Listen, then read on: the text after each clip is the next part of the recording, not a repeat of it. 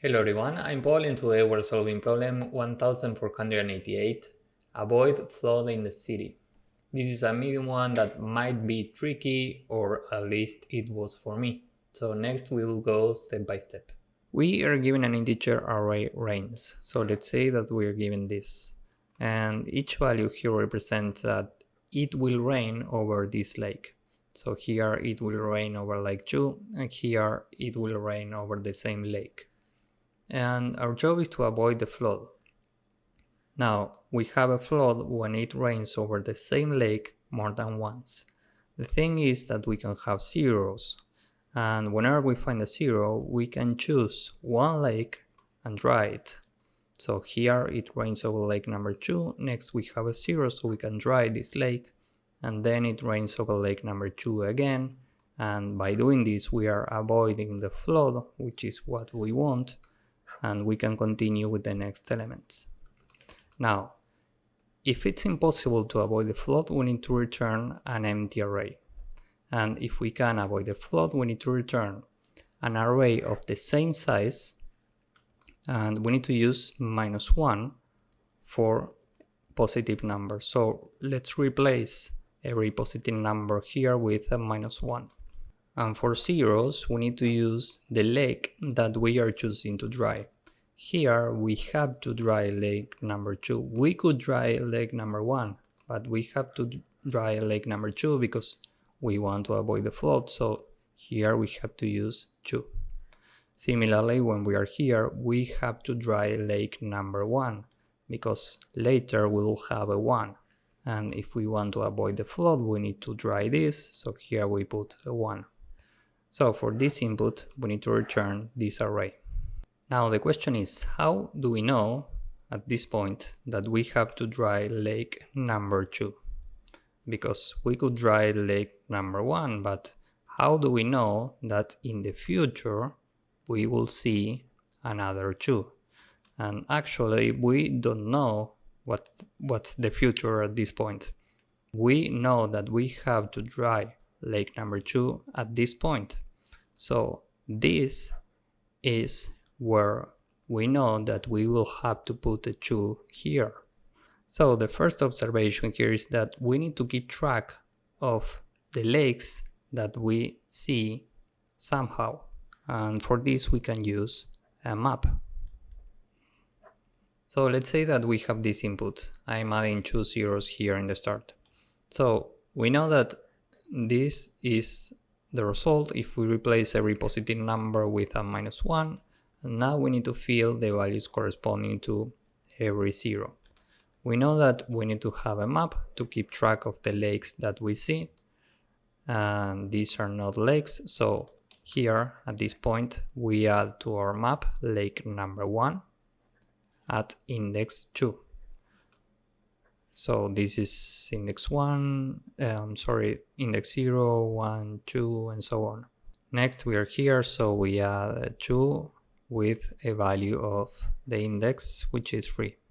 Here we have another 0, so we continue, and here we have a 2. And we know that we have already seen number 2 at index 3. We have it right here.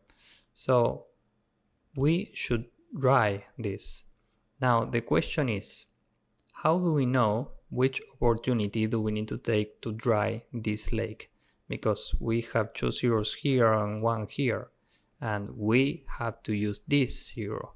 So how do we know that we need to dry lake number 2 at this point? And for this we can have a sort list. And we are using this to store the indices for zeros. So first here we add index 0, next here we add index 1, next here we add index 4. So we are here, and first we check if we have already seen this lake. And we have lake 2 at index 3, meaning here. So now we need to take one opportunity to dry this lake. Now the question is which one? Because we have 3. And the only valid opportunity to dry this lake is this one. Why? Well, because first we see the lake and then we can dry the lake. So the only valid opportunity to try this lake is at index 4. And we have two ways to get number 4. One is we can iterate the sort list from left to right, and whenever we find a number that's greater than 3, which is the lake we need to try, we know that we have our opportunity. Now this is fine, but this requires big O of n time complexity. We need something more efficient. So here the trick is to use binary search, which runs in log n time complexity. And here we are using this as a target, and we are running the binary search in this sort list. That's why we use a sort list. You can only use a binary search in sorted elements. So we run a binary search here with 3 as a target, and this will return index 2. This is index 0, 1, 2. So now we know that we need to take this opportunity to dry this lake. So we put in this index 4 the corresponding lake that we need to dry, 2. And now we can remove this opportunity from the sort list, and we update the map with the last time we saw lake number 2, meaning 5. Next we are here, and this is a positive number, so remember we always add a -1 to the result whenever we find a positive number, and we add to our map 3 as a value, as a key, and the value for this is the current index, which is 6.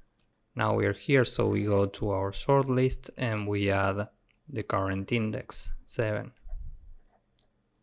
Finally, we are here and we do the same as before. First, we check if we have already seen this lake, and we have number 1 here.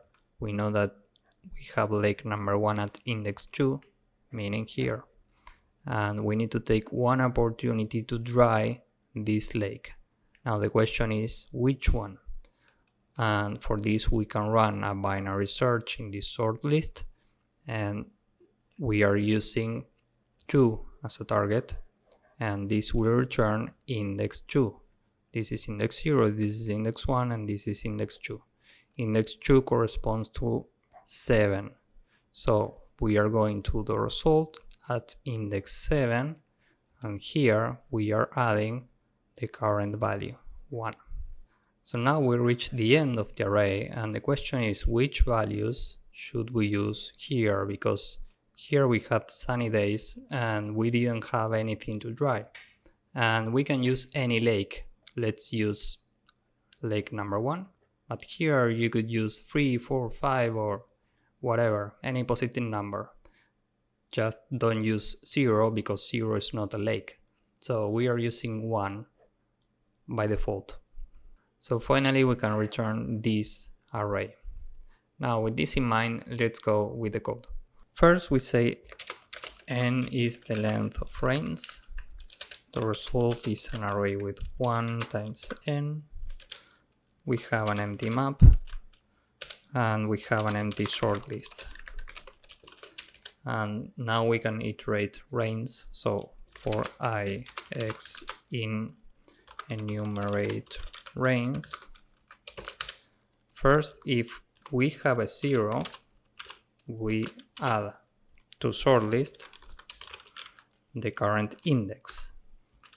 Else, first we need to update the result that I is -1. And we are doing this because by default we are using a 1. And every time we find a number that's not 0, we need to use -1. And now we're checking if we have already seen the current value, if x in map. First we run a binary search. And we are running this in sort list, and we can use bisect left in Python. We are using map at x as the target. Remember that here, this is the index corresponding to the lake that we need to dry. And if we didn't find anything, we need to return an empty array because we have a float. So if bs is equal to the length of SL, we return an empty array. Else, we need to update result at shortlist.binary search. Now, binary search returns an index, and shortlist at this index corresponds to the index of the opportunity that we are taking to dry this lake, okay? And we need to update result at this index with x. And after doing this, we need to discard the opportunity that we took, SLBS, and map at x is equal to the current index each time. And finally, we just return result. So this is it for the code. I think this is right. Now let's submit this and see if it works. As you can see, this works and it's very efficient. Here, this requires log n time complexity. Operations in shortlist require log n also. So time complexity, overall time complexity will be big O of n times log n. And space complexity will be big O of n. So this is it for this problem. If you found this useful, please drop a like, subscribe, and see you in the next one. Bye bye.